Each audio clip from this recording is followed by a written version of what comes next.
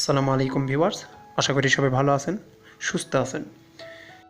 Computer বা ল্যাপটপে আমরা ভিডিও যদি রাখি, আমাদের নিজেদের ভিডিও বা ইউটিউব বা কোথাও থেকে নামানো ভিডিও যদি আমরা রাখি, সেই ভিডিওগুলোর আমরা আইকন দেখলে বুঝতে পারি না। আমরা যদি থাম্বনেল দেখি সেই ক্ষেত্রে আমরা বুঝতে পারি আমাদের কাঙ্ক্ষিত ভিডিও কোনটি।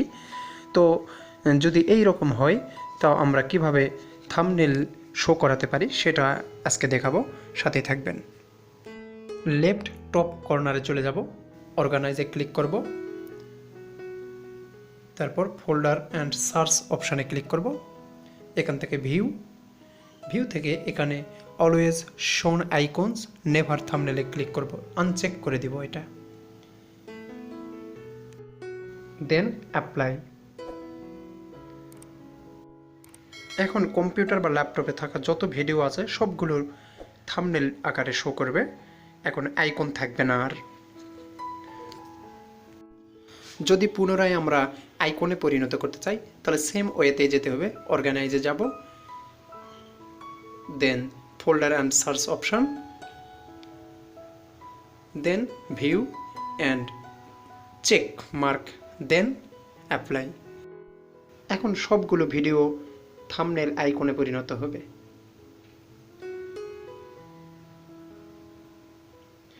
সেম কাজটি আমরা উইন্ডোজ 10-এ কীভাবে করব, যদি উইন্ডোজ 10-এ হয় সেই ক্ষেত্রে যদি মুভিজ অ্যান্ড টিভি যদি এইরকম আইকন থাকে, আমরা এটাকে চেঞ্জ করে নিতে পারি, আমরা ডিফল্ট করে দিতে পারি ভিএলসি দিয়ে। আমি দেখাচ্ছি,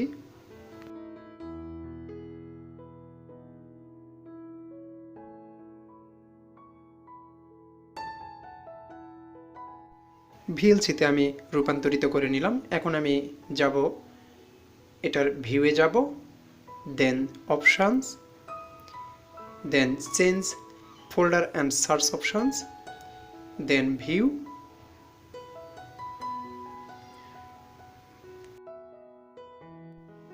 always show icons never thumbnail uncheck করে দিব, দেন অ্যাপ্লাই করব।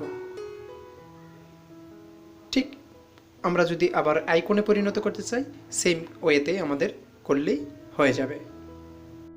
ভিউ থেকে option, change folder and search option, view, then check mark, then apply, আবার আইকনে পরিণত হয়ে যাবে।